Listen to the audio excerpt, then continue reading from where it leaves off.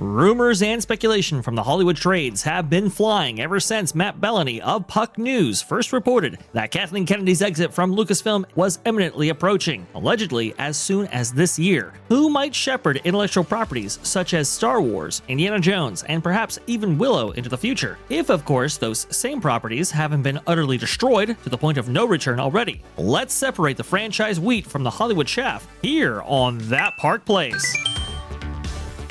Hello there, VashSky here. I just wanted to go ahead and provide a little bit of an update before Culture and I begin our analysis and what we think might actually happen to this specific Lucasfilm role. This from Deadline right here. Kathleen Kennedy speaks on her Lucasfilm plans. She is not soon retiring in the films that will keep her in Star Wars orbit for years to come by Mike Fleming. This actually just released late Thursday here. We are going to have a lot more analysis on this specific article here on That Park Place. Definitely subscribe and turn those bell notifications on to know when we actually drop this video, because there's a lot here. There's a lot to unpack here for sure. But in summation, at least I believe here on That Park Place, this doesn't necessarily say to me that she isn't leaving Star Wars, but it does give, I think, a little bit more context as to who she might leave in charge of Star Wars. See, retiring, at least from cinema, is what she's saying here. She's not necessarily saying that she's not going to be leaving in the next year or so, and she actually kind of admits that somebody will have to lead Lucasfilm into the future, and Culture and I, well, we have some thoughts on all of that. Let's go ahead, go over them right now. Now, Culture, we were up late last night, on the WWE Pro show, talking about replacements or potential replacements to Kathleen Kennedy. At least that was one of the discussions that we had. And it was a very robust discussion that I wanted to go ahead and have just a little encapsulation of here on this channel right now, because, man, there's a lot of names going around. That is absolutely for sure. Here we go. We have a couple of articles to go over. This first one by Variety. Who will run Star Wars after Kathleen Kennedy leaves? One of Hollywood's hottest and hardest jobs opens up. Oh boy. Ooh-wee. It is interesting. Whoever gets the gig will be taking over at a low point in one of cinema's biggest and most beloved franchises. Powers that be at the Disney-owned empire haven't managed to get a film off the ground in 6 years, an eternity in today's hyperactive culture. And the movies that have appeared in the decade plus since Disney acquired Lucasfilm for $4 billion have been an exercise in diminishing returns, both financially and critically. Meanwhile, Disney Plus spin-off television shows such as The Acolyte have been unceremoniously canceled after one season. Well, Culture, we know that all too well now, don't we? Oh, yeah. Oh boy. But the successful applicant must offer a very particular set of skills. Foremost among them are deep relationships with artists and auteurs. That's critical because under Kennedy, Star Wars has cycled through a wide range of A-list filmmakers, from Phil Lord and Christopher Miller, who were fired from Solo mid-production, to Patty Jenkins and David Benioff and D.B. Weiss, whose movies were announced and then abandoned due to creative differences. And that's not to mention the litany of in-demand talent like James Mangold, Taika Waititi, Donald Glover, and Rian Johnson, whose space opera-centric spinoffs have yet to materialize. Kennedy has never had trouble attracting top directors. Really? Those are the top directors, huh? That's a fascinating insight right there. Do you think relationships in Hollywood culture are one of the top things for this job? Actually, no. Star Wars is at its best when it's not using name brand people. The only person that you might need is a high quality director, but you need somebody that's a visionary that you're going to leave alone, that is well steeped in, well, if for a Star Wars movie, somebody who loves Star Wars. Jon Favreau was the perfect example when launching a television program, which was, I believe, the only successful thing Star Wars has made since probably The Force Awakens, because I do not agree that Rogue One was as good as other people. I think that we're about to find that out in season 2 of Andor. But I think that relationships are key to any business. But I don't see a replacement that has been listed that has those kinds of relationships aside from Favreau, because none of these people, let's see, the lady that is at Paramount now, that we were speaking about, is probably the only other person that has those kinds of relationships. What is her name? I can't remember her name. Yeah, yeah, but We talked she's over a lot of names. yeah, but she's been that young lady has been mentioned for Disney jobs before. Oh, I see. So she's a high quality studio executive.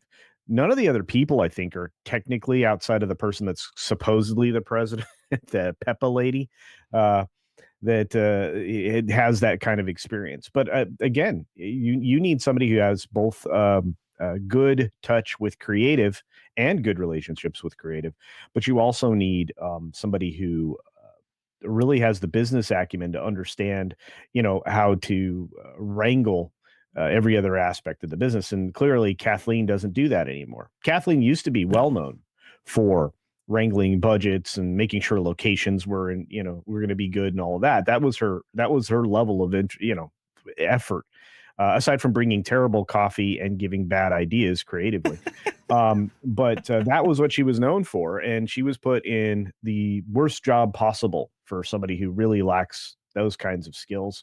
And again, I mean, the arguments you were making were whether or not those people mentioned were actually the high quality talent, high quality directors. Um, James Mangold, while maybe did a couple of good films, has now a history of lying and misrepresenting things. So Yep. he's not to be trusted. He's got a Yep. bad reputation with fans now. Same thing with Well, let's any hold of off the on naming people culture Sure, because sure. we're going to go over some names. We okay. can break them down individually. Excellent. But the Hollywood Reporter says this: Disney's Star Wars succession problem. Who will replace Kathleen Kennedy? Quote: One reason Kathy stuck around for so long is because there's no credible alternative. And honestly, when I was looking at those names last night, yeah, I can kind of see what they're saying. And said one person who has many interactions with Lucasfilm leadership. Sources say former Lucasfilm executive Rain Roberts, who was at the company for 12 years, was being groomed by Kennedy as a likely replacement. But just last week, Roberts was announced as Searchlight's new senior VP production. Oh, whoops. That didn't work out. But let's go ahead and get into the names, shall we? So, the first one on this list, at least from the Hollywood Reporter, Jon Favreau. Favreau is responsible for launching the Marvel Cinematic Universe with 2008's Iron Man, successfully launching Star Wars into TV hyperdrive with 2019's The Mandalorian, and is directing the first new Star Wars film since 2019 with its upcoming The Mandalorian and Grogu. You have an understanding of the universe, definitely talent on the directive and culture. What do you think about Jon Favreau? I think this would have been a great job for him back in 2019. I think it's probably I think he could still do it. I just don't think his heart will be in it. I think that this is a boundless creative, and he may be bored with the details of operating a studio, because it's not just about Star Wars. Then you have to consider what you might possibly do with Indiana Jones, whether or not you can resuscitate Willow. There are a couple other IPs in there that they could certainly bring into the fold, but he can certainly set the direction creatively. I just don't know about operating the studio. And that isn't that I think he couldn't do it, because he's done every job basically in film and television. I mean, he has. He's been in front of the camera, behind the camera, everything. And I mean, if he'd had his druthers several years ago, sure. But he was put behind Filoni by the current structure of Destructive Women. And this is where we're at. So he would be the obvious no-brainer, which is why his name's first. But there you are. Anyway, those are my thoughts. What do we think about Dave Filoni, mentored by Lucas himself? Filoni is beloved by the franchise's fandom, who see the passionate writer-director as one of their own, who gradually managed to become a major player in the Star Wars Dream Factory. This is what I was saying last night, culture, that these executives and even the trades think that Filoni is beloved by the fandom still. Culture, has that changed? I think that the trades are wrong. I think that a lot of people have woken up to the single note this guy plays on his clarinet. He is all about one character. He fetishizes that character, and his ultimate fantasy would be seeing her riding a wolf, maybe with him sitting behind Ahsoka on the wolf, in an eternal series of Ahsoka the Great. That's what I think we got. It's terrible. The Clone Wars are what was the latest animation that he put in place? That Bad Batch.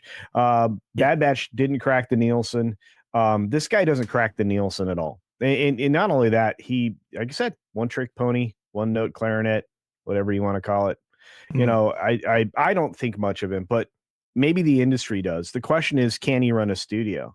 Yeah. I don't think he has. I don't think he's politic enough to. Because D- I don't think he knows how to weasel word out of stuff. So does that improve if Favreau and Filoni are together in the role, as is suggested here? uh see, you guys are a lot of people have suggested a two-tier production team running the studio, two executives, co-CEOs. Yeah. Maybe that would work. I don't I don't think it'd work well. Neither of these guys trust each other any longer. At least that's the behind the scenes rumors. So take that with a grain of salt. But um, there has been moments of backstabbage. So I'm just gonna say it this way. Um, it might work superficially for a while, but I don't. It wouldn't be a long lasting relationship, and somebody would have to end up running it. This is not like Disney where you need a couple of people, one on one side of the equation, one on the other. So I don't think a team up would work, and I think if you had to pick between those two, you'd throw Favreau on top. Oh, absolutely. Favreau is he is the guy. He's a big fan of this stuff. Actually, he was going to do his Magic Kingdom film. Do you remember that back in the day? I know it's not a Lucasfilm project, but the guy loves Disney, has a respect for at least their heritage and legacy and their history, which modern company executives now don't share in that regard, which is very interesting. I think Favreau is absolutely the guy for multiple reasons. Had incredible success both in front of and behind the camera, like you said. I think he could run a studio. It's just the question really is like, does he even want to do it? I mean, the door is wide open for him in terms of career prospects. Does he really want to take this on, especially spending 10 years of his life probably to maybe restoring Star Wars and Indiana Jones? I mean, it's just a huge task right there. I don't know if he'd be interested. One person, though, that might be, I don't know, perhaps Kevin Feige. Many insiders believe that the best candidate for the job is Marvel Studios topper Feige, who has shown an uncanny ability to balancing corporate needs with an understanding of the core IP. Major Star Wars fan as well. But Feige, though, I mean, yes, famous producer, obviously. I think that the work that came out of Marvel has been attributed to him for sure, but I don't know if that's necessarily well placed, especially with the creative output that we've seen lately from Kevin Feige. And that's the thing. I don't know if you just slot him in a role that everything, turns to gold, basically. I know maybe Iger believes that, but that's not what we've seen from the work output lately. Yeah, no, and I agree with you. I think that a lot of that faith is misplaced in Feige, and we found that out most recently. The phase 4 forward, it's been diminishing returns, if not outright rejection. As far as the media goes, and it's all under his leadership that happened. I think the minute that Ike was taken out of the slot of selecting projects, I think that immediately changed the way everything unfolded after that. Ike Perlmutter was a bigger part of it than most people realize, and you can tell from the point he left or his job changed so that Feige could quote unquote get out from underneath Ike. That he was really the impetus for shoving DEI garbage and feminizing Marvel from that point forward. We've already got feminized Star Wars. We need a masculine Star Wars again. And I'm telling you, taking two boys brands and turning them into girls brands was the two stupidest ideas. And they came from the two stupidest people in positions of power. So dumb, so stupid. Like, I understand why you'd want to incorporate more girls to like the franchise. I get that, but changing it distinctly from a boys brand to a girls brand, not a good thing. We're gonna go ahead and go over some of these in rapid succession here. Yep. Emma Watts is also being talked about. Yeah. Watts is a respected executive who was a longtime president of production at 20th Century Fox, who, among other projects, who noticed franchise experience by steering the widely ranging quality X-Men films, including launching Deadpool. Interesting.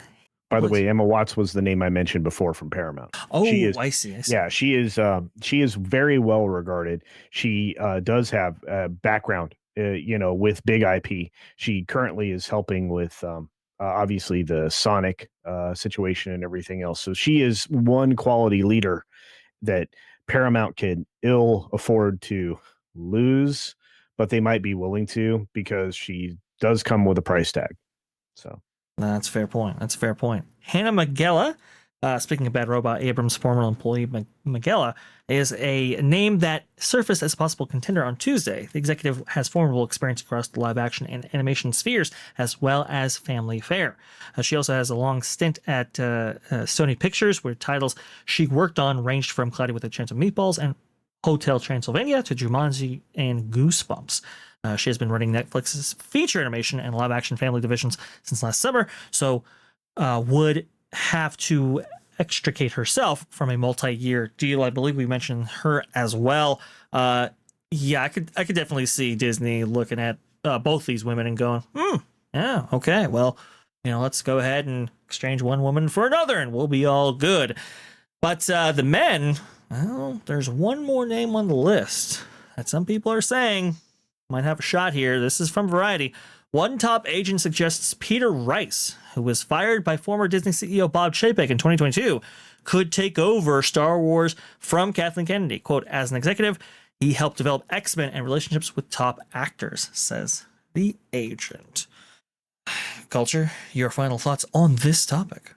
Rice is hysterical. That was definitely a joke. Somebody threw that in for humor. Miguela is going to have difficulty. She just started the job in June that she's in, so extricating her from Netflix will be a challenge. Not to mention the fact that the job may be short-lived if it goes to somebody who's not perfect for it. So why would you move out of a position that you have the better circumstance at? Plus her pedigree. The minute I see that word "bad robot" attached to anybody's name, I'm thinking it's immediate disaster time. So there you go. We are keeping an eye actively, actually, on that Park Place, and I know Perot is, and so forth. We're scrambling to get any information that we can on who is the most likely contender to take on Kathleen Kennedy's old role. We'll have to see, folks. Just understand, I get it. people are celebrating, and they should be, right? That maybe her imminent exit is coming, but just understand. Always get worse on the other side, as crazy as that might sound if the wrong person is selected. Thanks for watching That Park Plays News. For more information, consider checking out www.thatparkplace.com. And don't forget to subscribe, share, like, and send this out on your favorite social media account.